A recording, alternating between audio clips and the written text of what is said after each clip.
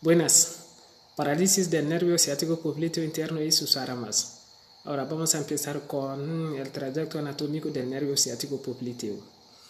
El tronco común del nervio ciático pasa por el trocánter mayor y la tuberosidad isquiática hasta alcanzar la fosa poplitea superior, donde da lugar al nervio ciático popliteo externo, también llamado el nervio peroneo común.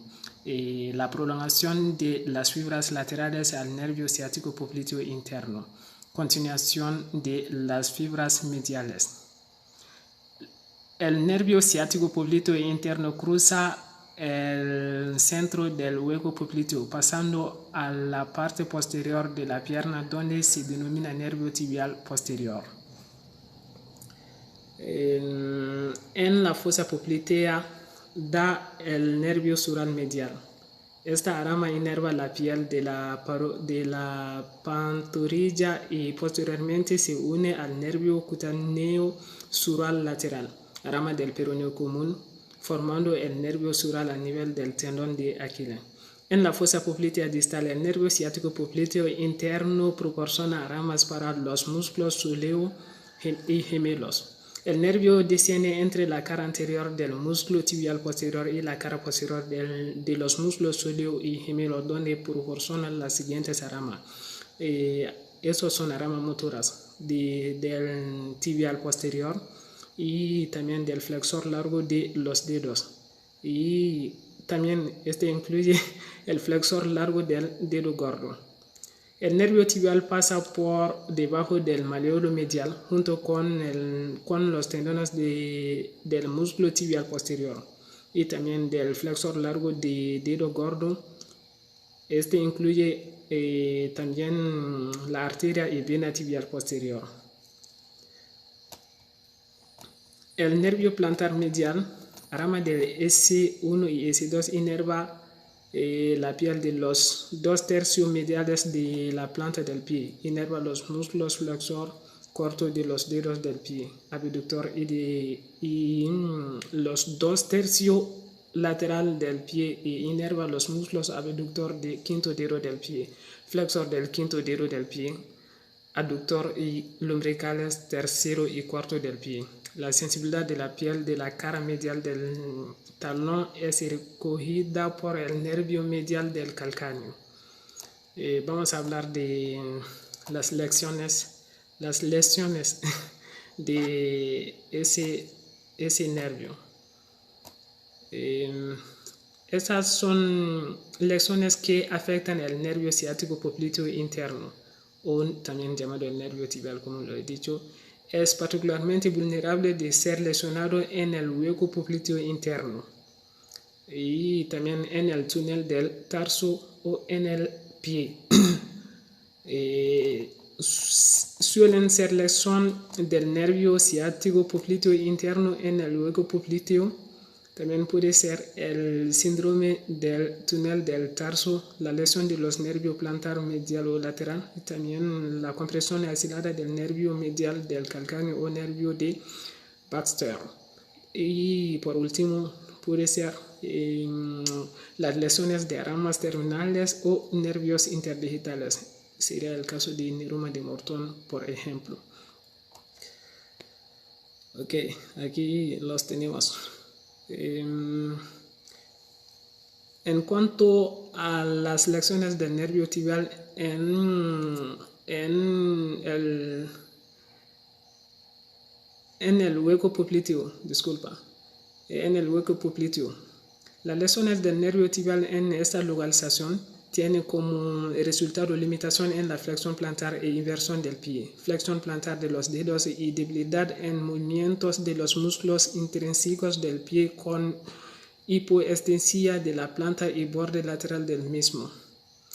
Entre las principales causas se encuentran la quiste de Baker, isquemia, los traumatismos, especialmente si asocia hemorragia en la fosa poplitea, tumores de nervio y también compresión por el arco tendinoso del origen del músculo soleo. Y por último, puede ser por causa de por el músculo popliteo aún. Y las cosas más frecuentes dentro de todo estos es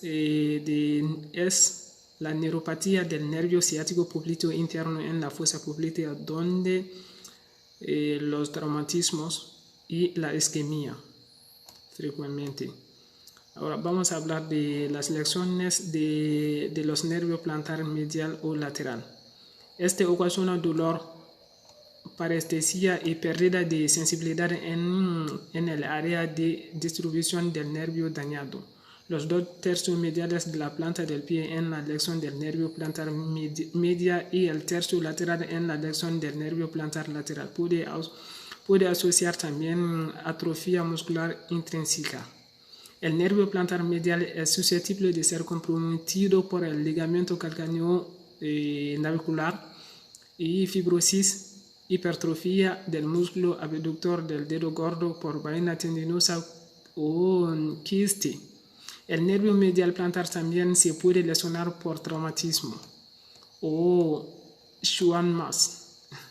La neuropatía del nervio plantar lateral suele estar causada por traumatismo en el tobillo, cicatrices, pioralgias o schwannomas.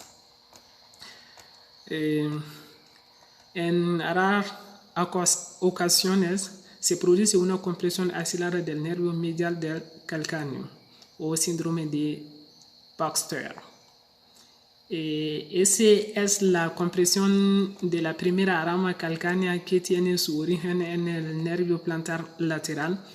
Esta lesión fue descrita por el Dr. Baxter, teniendo como resultado dolor en talón de hipotesia en la zona medial del mismo. Hablando de las ramas terminales o nervios interdigitales, para finalizar en el famoso síndrome del túnel de tarso.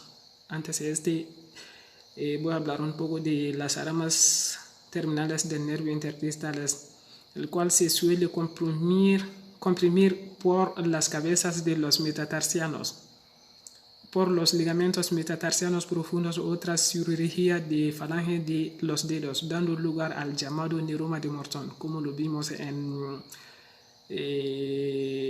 el ASOM 1. El neuroma de Morton, caracterizado por el dolor y parestesias en la región anterior del pie en relación al ortostatismo y la deambulación. Ocurre más frecuentemente entre el tercer y cuarto dedo y no parece existir entre el primero y segundo. En la exploración encontramos déficit sensitivo en el espacio interdigital plantar y dolor intenso al presionar a las cabezas de los metatarsianos. Mientras que en la metatarsia, en la metatarsalgia común solo ocurre al presionar a la cabeza del metatarsiano. Adicionalmente, vamos con el famoso túnel de Carpiano. Del tarso, disculpa.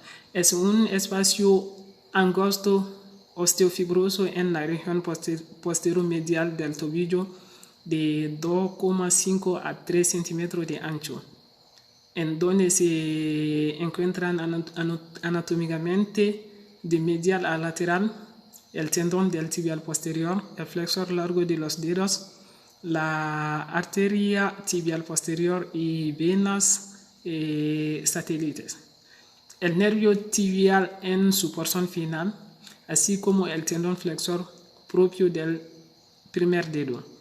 En el examen físico, generalmente se objetiva hipoestesia en la planta del pie y debilidad en los músculos intrínsecos del pie. La percusión en el sitio de compresión del nervio, así como la eversión del pie, puede descender dolor, parestesia.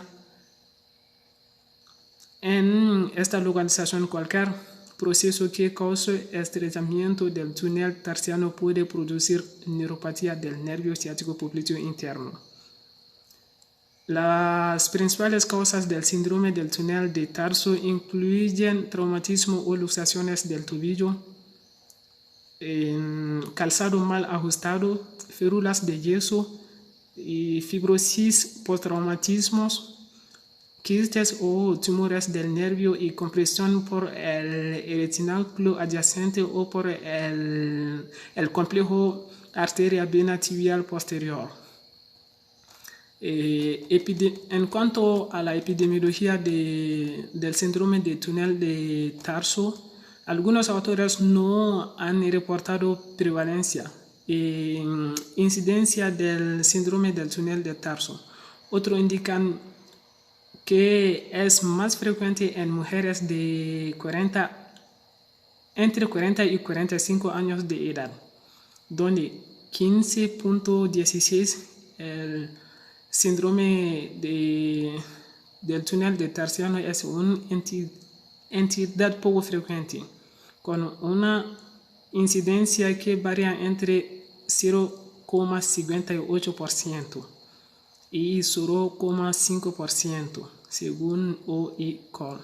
Esos son los autores que han descrito esa epidemiología de los pacientes que se presentan para la evaluación de electrodiagnóstico.